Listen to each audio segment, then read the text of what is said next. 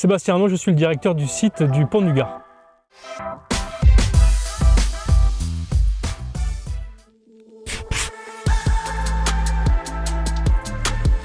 Bien, c'est le début de la saison, Pâques arrive, les touristes commencent à revenir. Et puis il n'y a pas que les touristes, il y a surtout les visiteurs qui habitent à proximité du Pont du Gard qui reviennent en nombre.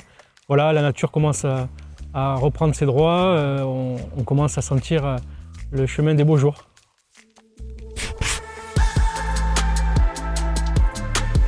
D'abord parce que c'est un lieu qui appartient à tout le monde.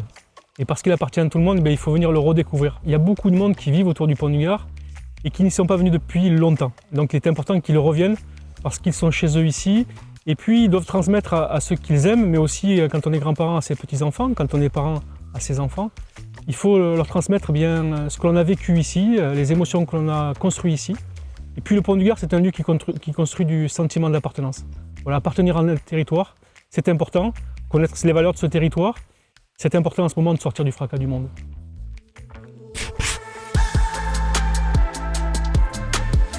Pâques au Pont, c'est l'événement qui lance la saison touristique dans le département. C'est un événement culturel d'abord.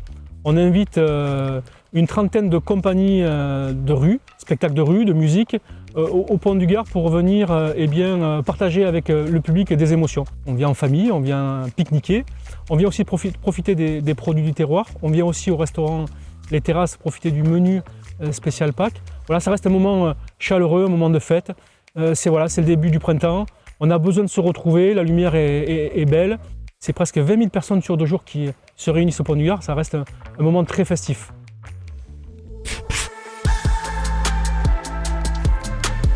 Alors là aussi on prépare un gros événement, 4 soirs de l'été, ça va commencer mi-juin pour jusqu'en mi-septembre. On va avoir 4 soirées par semaine, un spectacle de mapping classique, le son et lumière que l'on a l'habitude de voir au Pont du Gard, mais il sera associé aussi à un spectacle de drone. On compte à ce qu'il y ait beaucoup de monde qui vienne profiter de ce moment.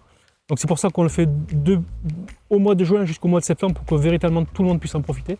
Pas seulement les visiteurs et les touristes. Ensuite, on aura bien sûr les soirées vigneronnes tous les mercredis. Et puis on va avoir à partir du mois d'avril une exposition qui est difficilement explicable. C'est un artiste japonais qui est en résidence au Pont du Gard et qui, grâce à des jeux de lumière, crée un univers particulier qui va attirer là aussi beaucoup de monde. C'est très innovant. Ça va rester magique et on a hâte de présenter ça au public.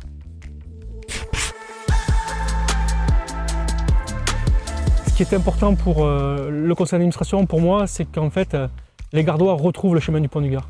C'est eux, en fait, véritablement, la véritable cible. Il faut qu'ils retrouvent le chemin du Pont du Gard. C'est la manière de leur rendre ce lieu qui est véritablement le leur. Voilà. Donc, c'est pas une personne identifiée, c'est vraiment tout le monde que l'on retrouve ce lieu populaire, que l'on vienne ici pour vivre des moments heureux, qu'on puisse partager des moments conviviaux, qu'on puisse revenir jouer aux boules, se baigner, profiter de tout ce qu'il y a à faire au Pont du Gard, mais retrouver les choses simples de la vie.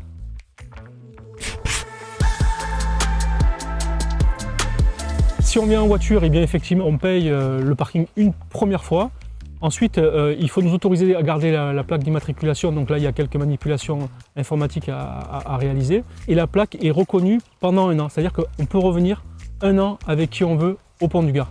Ensuite, si on rentre dans les espaces, eh bien sûr, on paiera l'entrée aux espaces, 6,50 €. Mais si on est étudiant, si on est personne en situation de handicap ou si on a moins de 18 ans, l'entrée là est gratuite pour les espaces. Et enfin, si on vient au Pont du Gard en vélo, à pied, en randonnée, si on vient avec le bus la ligne régulière, eh bien l'entrée est libre. La liberté de revenir au Pont du Gard est totale. Il y a simplement ce parking à payer, 9 € l'an. C'est plutôt un financement symbolique qui montre la volonté de participer à l'entretien du site parce qu'il est important de préserver ce lieu.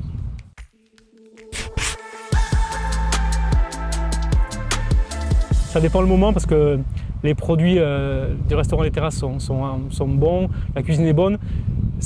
Mais c'est aussi important de se retrouver avec des amis en famille au bord du Gardon, pique-niquer. Voilà, ça aussi, ça reste des moments qui sont uniques et puis je le redis, si on les vit en famille, ça reste des souvenirs mémorables. Tout à l'heure, je traversais le Pont du Gard pour venir ici et j'entendais un jeune scolaire, un jeune lycéen qui disait à son copain qu'il était venu déjà là avec son grand-père. Son grand-père habitait à Nîmes. Voilà, c'est ça le lien qui existait sur ce lieu. des grands-parents qui amenaient leurs petits-enfants petits et quand ils reviennent ici, ils sont fiers de dire à leurs amis qu'ils connaissent déjà le Pont du Gard.